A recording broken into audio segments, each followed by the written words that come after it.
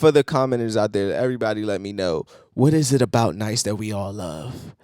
Every person I talk to who listens to Frank Ocean, Nights, even if they don't listen to Frank Ocean, they know Nights. Like, Nights is obviously, like, it's a special record. It's probably the most special record on the album.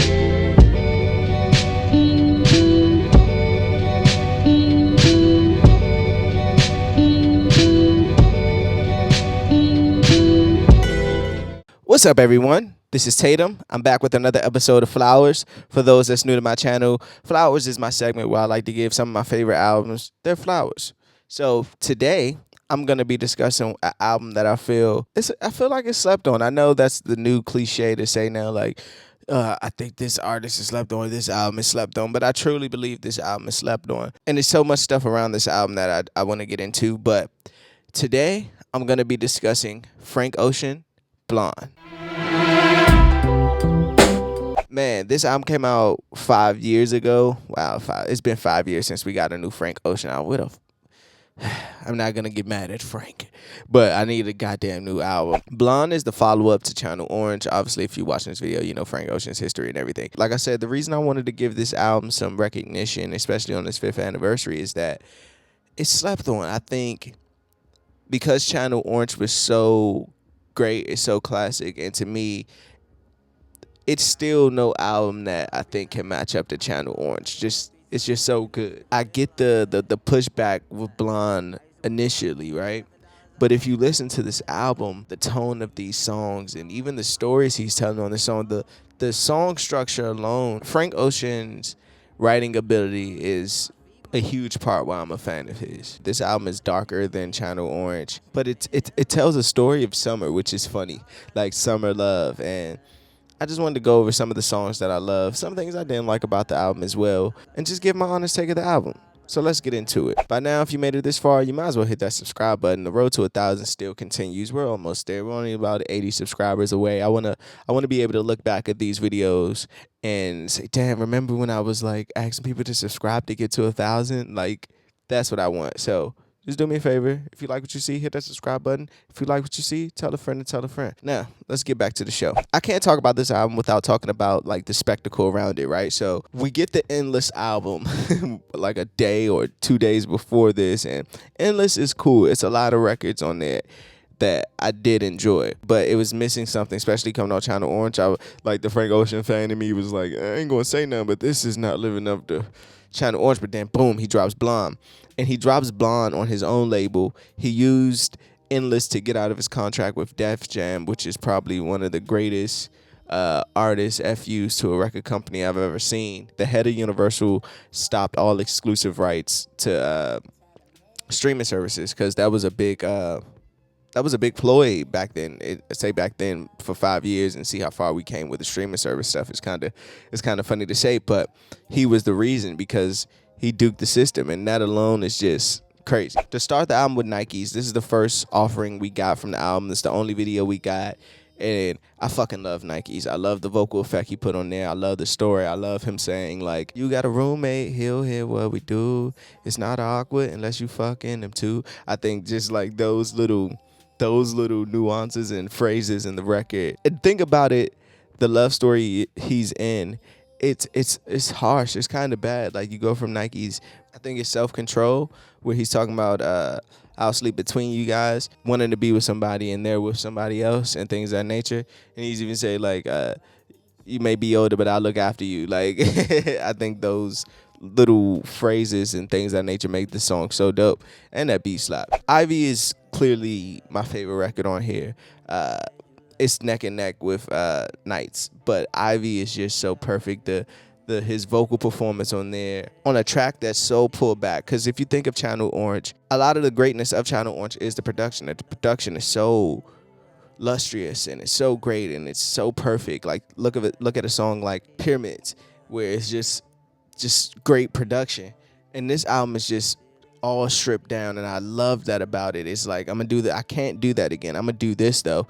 And Ivy is one of those records that's a great tragic love story to me. Ivy, and some of my favorite lines come from there, but I'll pick one later in the best line segment. Pink and White, I'm probably the only person that don't really like Pink and White that much.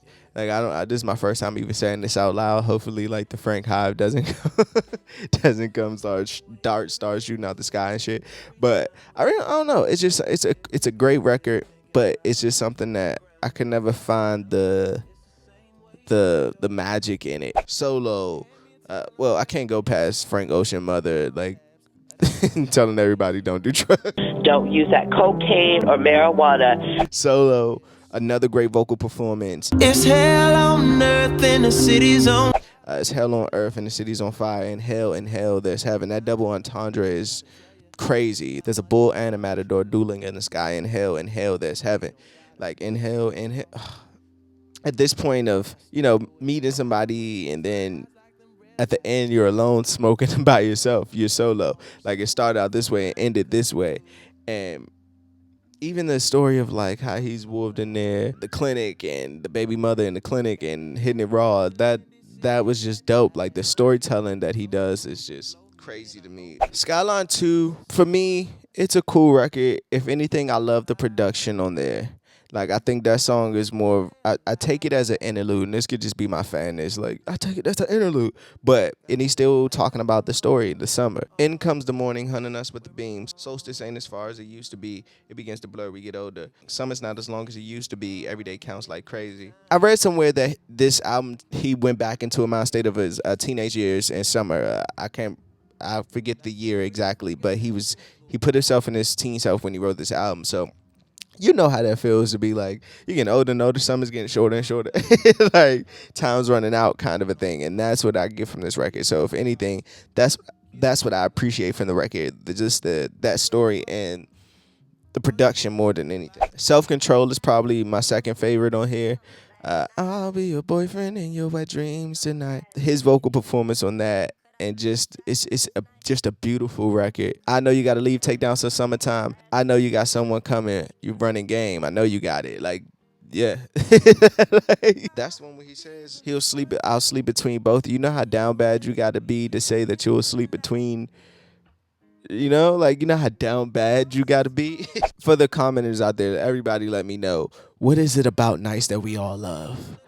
Every person I talk to who listens to Frank Ocean, Nights. Even if they don't listen to Frank Ocean, they know Nights. Like, Nights is obviously, like, it's a special record. It's probably the most special record on the album. Even in me loving it, I can't figure out what I love about it. Solo reprise, Andre 3000 fucking killed it.